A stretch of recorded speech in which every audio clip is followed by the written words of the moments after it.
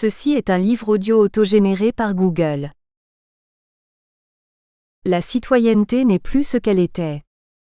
Il n'y a pas de terme plus employé avec des sens différents et des arrière-pensées différentes que celui de citoyenneté.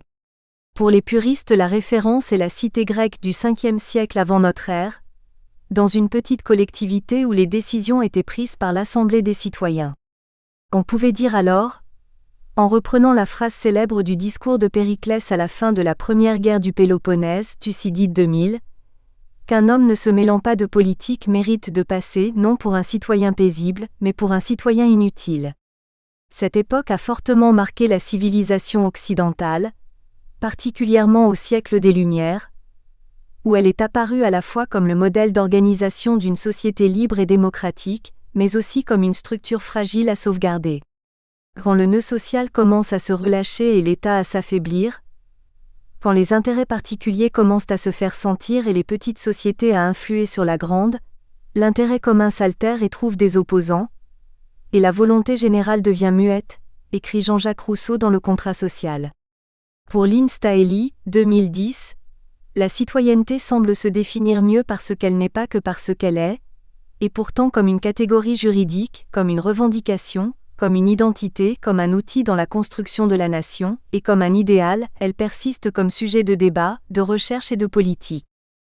Avec la généralisation des États-nations au XIXe siècle, la citoyenneté apparaît comme la vertu civique indispensable, dans le sens où elle traduit l'attachement à la nation dont on est membre, et la volonté d'agir pour la développer et la faire progresser. La littérature géographique européenne des années 1900 illustre cette mise en valeur de l'État national pour renforcer les comportements citoyens. Après cette époque de développement des antagonismes nationaux, la reconstruction qui a suivi la Seconde Guerre mondiale a conduit les géographes à s'engager au service de l'État dans l'aménagement du territoire. Ils y ont eu l'impression, peut-être l'illusion pendant un certain temps, de participer efficacement à une construction citoyenne. Plutôt que de faire la guerre, on aurait pu dire alors, en déformant quelque peu les propos d'Yves Lacoste, 1976, que la géographie ça sert d'abord à faire des citoyens. À la fin des 30 Glorieuses, Jean Fourastier. 1979. La citoyenneté ainsi comprise a été remise en question par les crises économiques et sociales et la contestation de l'ordre établi. Cette contestation a pu être qualifiée elle aussi de geste citoyen, car contrairement à ce que peuvent être les sujets d'un roi absolu ou d'un dictateur, les vrais citoyens sont ceux qui se dressent contre un pouvoir injuste ou incompétent. Cette nouvelle forme d'action citoyenne, qu'expriment les ouvrages géographiques au tournant du XXe et du XXIe siècle, est sans doute différente de celle des pères de la nation, mais elle est de la même veine, puisqu'il s'agit de soutenir l'État en le rénovant au besoin par la révolte. Les choses prennent une tournure plus radicale, quand des couches plus nombreuses de la population mettent en doute la conception même de la citoyenneté, en prenant conscience de l'existence d'une sorte de caste limitée de citoyens qui trustent toutes les fonctions de responsabilité et les financements qui leur correspondent. Dans ce fonctionnement élitiste, une masse importante de population reste à l'écart aussi bien des processus de décision dans la cité que des possibilités de les contester pacifiquement. Il s'ensuit des mouvements de protestation organisés sur des thèmes spécifiques, structurés sur le plan local, au milieu desquels la notion de citoyenneté se désagrège peu à peu, en s'écartant souvent du processus démocratique. À la contestation de l'État sur le plan économique et social, et donc d'une citoyenneté au service de l'État, s'est agrégé une sorte de renversement des priorités, plaçant l'État dans une position relative par rapport à des croyances religieuses supposées universelles, ou à la conviction d'une unité de l'espèce humaine, appelée à se mobiliser dans une action collective pour la sauvegarde de la planète. Qu'il soit orienté vers la supranationalité, ou plus radicalement vers le cosmopolitisme, ces mouvements rendent douteuse la citoyenneté dans un cadre national, au profit d'une évolution vers l'attitude de citoyen du monde. Si cette attitude émerge dans le monde le plus favorisé, elle ne doit pas faire oublier pourtant que dans une large fraction du monde, une partie de la société se trouve mise à l'écart de façon institutionnelle du privilège même de la citoyenneté, et qu'elle revendique, comme l'écrit Hannah Arendt, 1958, le droit d'avoir des droits, c'est-à-dire le droit d'appartenir à une communauté politique où l'on soit jugé sur ses actes et sur ses idées, sans considération de statut. Dans le langage juridique et administratif des États, la citoyenneté est définie comme l'attribution de droits par un pouvoir politique, en compensation d'un certain nombre de devoirs vis-à-vis de ce pouvoir, ce qui est la définition officielle donnée par le site gouvernemental français vie-public.fr. De nombreuses populations, les Kurdes par exemple, n'ont pas de citoyenneté nationale et la réclament. Que dire aussi des immigrants qui déchirent leur passeport et qui se voient refuser l'hospitalité en Europe ou ailleurs, comme si la terre était autant de chasses gardées. Ce qui était considéré comme une vertu civique, dont on pouvait s'enorgueillir dans l'ancienne Grèce, est devenu une aumône que les plus pauvres implorent. Les formes géographiques de la citoyenneté sont bien le marqueur essentiel du lien qui existe entre une société et l'espace qu'elle occupe. Elles sont au cœur de toute réflexion géographique. CITOYENNETE et nationalisme. Le début du XXe siècle en Europe. Benedict Anderson, 2006, estime que le concept de nation a émergé à la fin du XVIIIe siècle dans une structure sociétale remplaçant le système monarchique, représentant alors une façon nouvelle de conceptualiser la souveraineté et la loi. Progressivement, les travaux géographiques se sont orientés vers des analyses nationales au cours du XIXe siècle, souvent poussés en cela par une demande de la sphère publique. L'Orapo 2014 montre qu'avec parfois quelques années de décalage et selon des modalités plutôt statistiques et ou cartographiques, la France, la Prusse et la Grande-Bretagne font preuve, dans les années 1800 à 1810, d'une volonté inédite de connaître et d'appréhender scientifiquement et rationnellement leur territoire national. La Prusse décrète en effet indispensable la formation de ses officiers à la géographie du royaume. La Kriegsschule recrute dans ses rangs Karl Ritter de 1820 à 1853, qui enseigne en parallèle à l'Université de Berlin pour satisfaire à cette nouvelle exigence. Cette évolution s'est accentuée à la fin du siècle. Dans son Histoire de la géographie française de 1870 à nos jours, Paul Claval, 1998, note que c'est la montée du nationalisme français, exacerbée par la défaite, qui explique la place soudain faite à la géographie dans la société française. Une place qui est donc liée à une forme d'engagement citoyen au service de la nation. Dans l'introduction de l'Oxford Handbook of Citizenship, Achatchar et al. 2017, les auteurs citent ainsi le résultat d'une recherche sur le corpus de livres édités depuis 1800 et référencés sur Google. Pour les termes nationalité et citoyenneté, les courbes de leur emploi progressent régulièrement à partir de 1840 pour connaître un pic dans les années 1900 à 1920. Elles déclinent ensuite, surtout pour la nationalité, mais par contre, pour le terme citoyenneté, elle explose au début des années 2000. En s'écartant du nationalisme, la citoyenneté a pris un autre sens. Cela traduit parfaitement l'évolution de l'intérêt des géographes et des autres sciences sociales, et les conceptions différentes de ces termes entre le début du XXe siècle et le début du XXIe. Le début du XXe siècle est la grande époque des géographies nationales en Europe. Dans l'introduction de Deutschland, Einführung in die Heimatkunde, Friedrich Ratzel 1898 déclare qu'une confiance comme celle de l'enfant pour sa maison natale doit être l'objectif de la géographe nationale. Avant tout, l'Allemand doit savoir ce qu'il doit à son pays. La recherche présente est née de la conviction que ce but peut être atteint quand on montre comment le sol et le peuple font corps l'un avec l'autre. Wie der Boden und das Volk zusammengehören. L'auteur insiste sur le lien spirituel avec le sol, qui se crée dans l'habitude héréditaire de la cohabitation, dans le travail commun et le besoin de se défendre contre l'extérieur. L'habitude de la cohabitation ne fait pas que lier entre eux les membres d'un peuple. Elle les rattache également au sol, où gisent les restes des générations précédentes. De là surgissent des liens religieux avec certains lieux sacrés, liens beaucoup plus solides que la simple habitude ou le travail commun. Le besoin de protection crée autour du pays des frontières sûres et les garnit de places fortes. C'est selon lui une vision moderne du monde. Nombreux sont ceux qui voient dans l'unité nationale un fait premier, sanctionné par le temps. Il n'en est rien. Les grands États de l'Antiquité ne pouvaient avoir un caractère national, car il n'était pas possible à des peuples convaincus de leur supériorité éminente sur tous leurs voisins de traduire au plan d'une nationalité l'unité réalisée sur le plan politique. Les Juifs n'étaient pas les seuls à vivre dans la conviction d'être un peuple élu. Les Grecs et les Romains alimentaient eux aussi leur fierté nationale à une source religieuse. La citoyenneté se trouve ainsi assimilée à un dogme. En Grande-Bretagne, Alfred Mackinder publie Britain and the British Seas, 1902, où il montre que le pays possède deux qualités complémentaires et non antagonistes: l'insularité et l'universalité. C'est l'insularité sans l'isolement qui a fait immédiatement de l'État britannique un monde en lui-même et une grande puissance européenne. En vertu de sa proximité avec le continent, la Grande-Bretagne est à la fin du Vieux Monde, et en vertu du bras océanique qui l'isole du continent, elle est au début du Nouveau. Sa position géographique a ainsi donné à la Grande-Bretagne une part unique dans le destin du monde, mais la suite de son histoire dépendra de l'éthique de son peuple, de son énergie, de ses connaissances, de son honnêteté, de sa foi. En présence de vastes pouvoirs, solidement établis sur les ressources de la moitié des continents, la Grande-Bretagne ne pourrait-elle pas encore devenir maîtresse des mers? Que les ressources de prospérité et de vigueur sur lesquelles la flotte est fondée s'assèchent, alors la sécurité impériale de la Grande-Bretagne sera perdue. Depuis les premiers temps de l'histoire britannique elle-même, il est évident que la simple insularité ne donne pas un droit définitif à la souveraineté maritime.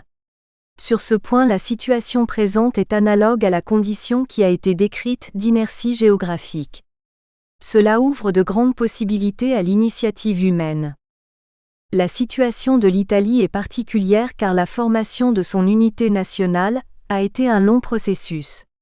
Ferretti, 2014.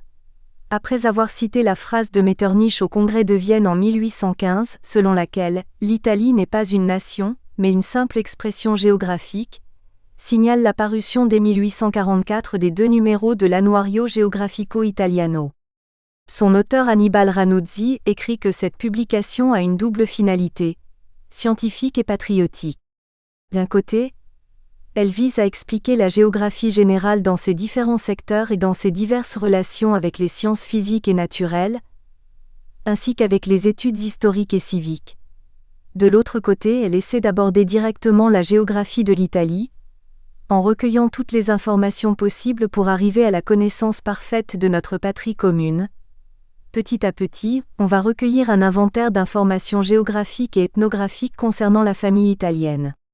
Il ajoute que si l'Italie se retrouve maintenant dans des conditions particulières d'exercer son influence comme nation, elle a d'autres manières de déployer son activisme, ce qui n'est pas moins intéressant pour son bien-être et pour son futur.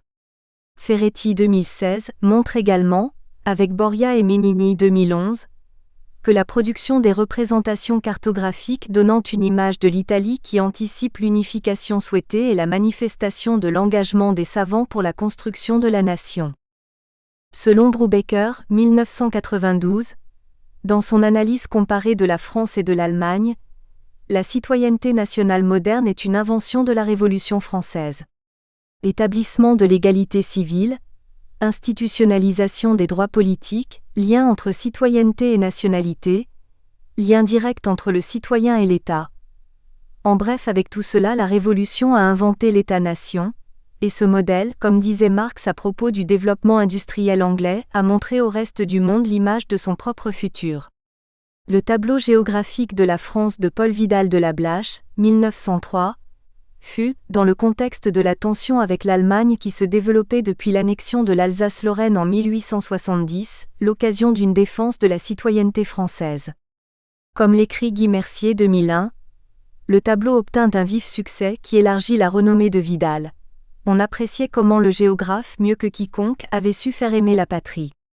Pour Vidal, cette citoyenneté dont se réclame la France est celle des sociétés où la personne humaine, soit individuellement, soit dans les liens qui l'attachent à une collectivité déterminée, est l'objet du respect auquel elle a droit, et qui mérite de se considérer comme supérieure à celle où cette indépendance est subordonnée aux fins suprêmes que s'attribue une entité d'essence particulière appelée État.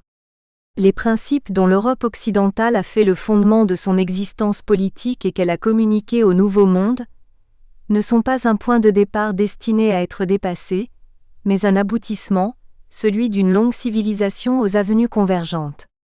Les événements actuels montrent que l'Allemagne s'est systématiquement détachée de cet ensemble.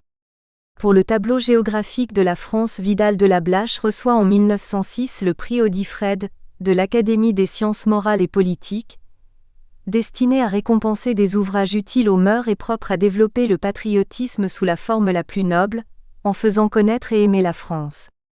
L'ouvrage opère, écrit Marie-Claire Robic 2000, une territorialisation de la nation, d'un État-nation quasi consensuel. La France, vue comme rencontre de contraires à toutes les échelles, y est une forme singulière du lieu géographique vidalien. Peut-être en est-ce la quintessence, le lieu exemplaire comme la nation à la française et le modèle à l'usage de l'humanité? Dans la France de l'Est, quelques années plus tard, Vidal de la Blache, 1917, développe un vigoureux plaidoyer nationaliste. Un peuple, petit ou grand, est une personne dont la physionomie peut comme toute chose subir l'altération du temps, mais qui garde à travers les âges les traits fondamentaux qu'il a contractés en se constituant dans la contrée dont il a fait son domaine. À la suite de son annexion par l'Allemagne en 1870, la France de l'Est vit dans un état de friction, engendrant un malaise chronique. Cependant l'idée de guerre lui répugne, tant son développement industriel et social lui est contraire. Elle est et veut rester une démocratie pacifique. Ouvriers et patrons sont là-dessus d'accord. Un jour viendra cependant où le cauchemar prendra réalité. Alors, sans distinction de langage et de croyances religieuses, toutes les parties de la population feront front contre l'étranger. On trouve dans ce texte l'essentiel de ce qui fait le nationalisme. La conscience de la personnalité d'une nation fondée sur l'espace géographique et entretenue par la haine de l'étranger, surpasse toutes les autres querelles, qu'elles soient religieuses ou linguistiques. L'imprégnation de la géographie de l'époque par le nationalisme se traduit notamment par le choix de la toponymie. Laura Péot ouvre.site montre que Cortambert 1847 fait le vœu, pour une facilité de prononciation, que dans la traduction des noms arabes, abyssins et autres, on conserve des caractères purement français. Il s'agissait évidemment d'asseoir la prédominance française sur ces territoires, ce qui est en contradiction avec la critique que fait Cortambert par ailleurs sur la multiplicité des dénominations de certains lieux, et qui va à l'encontre d'une science géographique unique et universellement cohérente. On quitte le domaine de la citoyenneté. Le nationalisme se délite en impérialisme. Cette situation, remarque encore Laura Péot, se retrouve des côtés britanniques et prussiens. Les géographes des trois sphères de l'étude trouvent une solution semblable, les noms de lieux sont francisés, anglicisés ou germanisés en fonction des besoins de chacun. Cela s'explique pour les régions inhabitées, arctiques ou antarctiques, mais c'est plus grave pour les pays habités. C'est ainsi que par exemple, les atlas scolaires européens ont longtemps appelé monts de Richthofen, du nom d'un géographe allemand, la chaîne du Kilian qui forme la bordure sud du Gansu. L'implication de la géographie dans une citoyenneté nationale s'est atténuée dans les années 1920, à mesure que ce sentiment s'affaiblissait aussi dans la population, et qu'on en vienne à s'interroger sur le concept même de nation. Eric Hobsbawm, 1992, rappelle par exemple une interrogation de Vidal de la Blache lui-même. Comment un fragment de surface terrestre qui n'est ni péninsule ni île et que la géographie physique ne saurait considérer proprement comme un tout, s'est-il élevé à l'état de contrée politique et est-il devenu enfin une patrie? Benedict Anderson, 1983, parle à ce propos de communauté imaginée, devant le besoin de combler le vide affectif laissé par la disparition, la désintégration ou encore l'indisponibilité de communautés humaines et de réseaux humains réels. Pour Eric Hobsbawm, en fin de compte, dans les États où il se développa, le programme politique du patriotisme était formulé par les gouvernements et les classes dirigeantes. Le sociologue Anthony Giddens, 1987, tempère ce point de vue, car bien que les pensées nationalistes aient été fréquemment entretenues et invoquées idéologiquement par les élites dominantes, le nationalisme n'est pas un simple ensemble de symboles et de croyances dont on a gavé à contre-cœur une population indifférente. Sa suspicion envers le nationalisme vient plutôt de l'identification régressive avec le personnage d'un leader. Dans l'ouvrage dirigé par Marie-Claire Robic 2000, Jean-Marc Besse cite le philosophe Frédéric Roux, 1911, qui évoquant Ratzel, Michelet et Vidal de la Blache, aborde ce qu'il appelle la théorie géographique de la patrie. Il pose la question de savoir si les conditions physiques sont déterminantes pour le développement des sentiments moraux et politiques. En effet, l'être humain est influencé jusqu'à un certain point par les conditions de climat et de sol, mais il ne faut pas en faire un déterminisme, car le sol est, en un sens, un produit de l'homme. La France est elle-même, par la diversité de sa population, l'illustration de cette construction nationale. Pour Emmanuel Todd et Hervé Lebras, 1981, du point de vue de l'anthropologie, la France ne devrait pas exister. Il rappelle la lecture par Levasseur de l'Académie des sciences morales et politiques, le 25 octobre 1885, à la séance publique annuelle des 5 académies, d'un petit texte, esquisse de l'ethnographie de la France, tout scintillant de lieux communs sur les diverses races françaises, blondes ou brunes, grandes ou petites, mais qui s'achève classiquement dans le contexte national par l'idée que de pareilles différences n'affaiblissent en rien l'unité morale d'un peuple. On verra que l'assimilation de la citoyenneté au nationalisme va bientôt être mise en débat. Les incertitudes de l'entre-deux-guerres. La neutralité sociopolitique.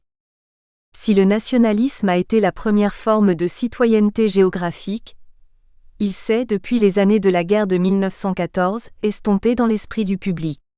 La géographie des nations a perduré, mais en perdant peu à peu sa tonalité générale de revendication nationaliste pour se placer plus simplement dans la réflexion sur l'organisation de la vie de relations. Le sentiment identitaire n'entraîne pas nécessairement la citoyenneté, au sens de la participation effective et concrète à l'action collective. L'analyse géographique redevient plus impersonnelle. La citoyenneté qui ressort de ces travaux est conçue sous la forme d'une participation des individus à un ensemble territorial. C'est une citoyenneté passive en quelque sorte, un état, qui est constaté et analysé, mais la réflexion sur la participation active des hommes et des femmes à la vie civique n'est pas au cœur du débat. Le découpage national ou régional de l'espace demeure cependant l'objectif de la géographie régionale. La géographie de la France a tenu de ce fait une place prépondérante dans les travaux géographiques du XXe siècle. Google nous indique pour cette requête bibliographique environ 563 000 résultats, Amazon est plus précis avec 12 011 résultats, et la Fnac annonce tout de même 237 résultats. Dans ce contexte, l'analyse géographique de l'entre-deux-guerres a survécu sur les lauriers de Vidal de la Blache. Cette géographie de la deuxième génération se prolonge jusqu'à la fin des années 1950. C'est ce que les auteurs de 2 siècles de géographie française, Marie-Claire Robic et al. 2011, appellent les 30 glorieuses de la géographie française, définies comme une géographie en pleine maturité, relativement sûre d'elle-même.